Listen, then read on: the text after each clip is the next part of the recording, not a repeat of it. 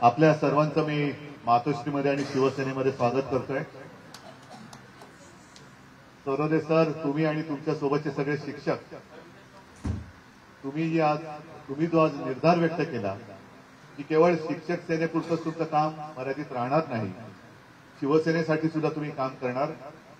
आणि मला खात्री आहे की शिक्षक म्हटल्यानंतर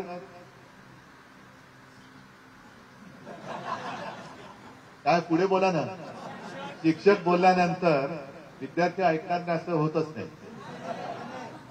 आणि वेळ प्रसंगी तुम्हाला घ्यावी लागली तर हातामध्ये छडी सुद्धा घ्यावी लागेल, कारण सध्या जे काही चाललेलं आहे राजकारण, त्यांना सुसंस्कृतपणाचा एक धडा देण्याची आवश्यकता आहे। कारण ही आपली संस्कृती नाही।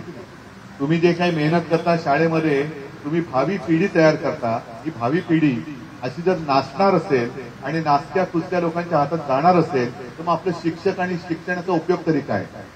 तुम्ही अत्यंत वेळेवरती शिवसेनेत येण्याचा निर्णय घेतला, कारण फोडाफोडीचं राजकारण खूप चालू आहे। पण मला विशेषतः या सर्व काळामध्ये माझ्यासोबत जे येत आहेत त्यांचा वेगळा अभिमान आहे। पण आज तसं पाहिलं तर माझ्याकडे काही नाही, मी अनेकदा बोलून झालेलं आहे। म्हणजे प्रत्येक वेळेला विरोधी पक्षातून काहीतरी हवं म्हणून सत्ताधारी पक्षात जातात। आज तर तुम्ही सत्ता आणण्यासाठी म्हणून माझ्याकडे आलेला आणि तुमचा उपयोग, कारण शिक्षक म्हटल्यानंतर त्याला एखादी गोष्ट समजून सांगण्याची एक कला असते, तर ती कला आता आपलं जे राज्य आहे ते सुजाण, म्हणजे सुजलाम सुफलाम तर झालंच, पण सुजाण करणं आणि जे काही धडे आपण लहानपणी गिरवले ते धडे प्रत्यक्षात त्याचे अंमलात आणायचे, याच्यासाठी तुमच्या सगळ्यांचा मला उपयोग करून घ्यायचा आहे। एक गोष्ट खरी आहे की शिक्षक मतदारसंघाकडे नाही म्हटलं तरी शिवसेनेचं दुर्लक्ष जरूर झालं होतं, पण अभ्यंकरांना मी खास धन्यवाद देतो, कारण त्यांनी चिकाटी सोडली नाही। म्हणजे सुरुवातीला कित्येक दिवस मी त्यांना नाहीच सांगत होतो, नाही लढायची, आपली काय ताकद आहे, आपण नाही लढायचं। पण एकदा हो म्हटल्यानंतर तुम्ही जे काय आता शिक्षकांचं एक मोहोळ उभं केलेलं आहे, आणि हे मोहोळ नुसतं निवडणुकीमध्ये अभ्यंकर विजयी झाले म्हणजे काय होणार आहे अशातला भाग नाही। अभ्यंकर का पाहिजे की तुमचा जो काही एक विषय आहे, म्हणजे प्रत्येक शिक्षकांकडे वेगवेगळे विषय असतात, पण शिक्षकांचा विषय हा कोणीच तिकडे नीट मांडलेला नाही, तर तो नीट मांडणारा आपला स्वतःचा हक्काचा आवाज तिकडे पाहिजे, म्हणून आपल्याला अभ्यंकरांना विधान परिषदेत पाठवायचं आहे।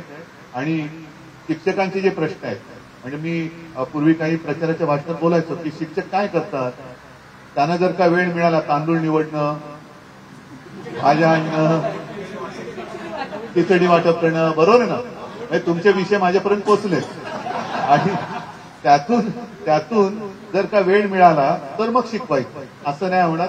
शिक्षकांनी हे शिक्षकाचंच काम केलं पाहिजे, त्याला दुसऱ्या कोणत्याही ड्युटीवरती लावता येणार नाही, ही पहिली। कारण नाहीतर मग आपण शिकवणार तरी कसं? आणि आता हा जो काही लढा सुरू आहे, ठीक आहे, मध्ये काही जण येतात, एक आपले हातपाय मारून जातात, पण मूळ विषय तसेच राहतात, तर तसं मी करणार नाही।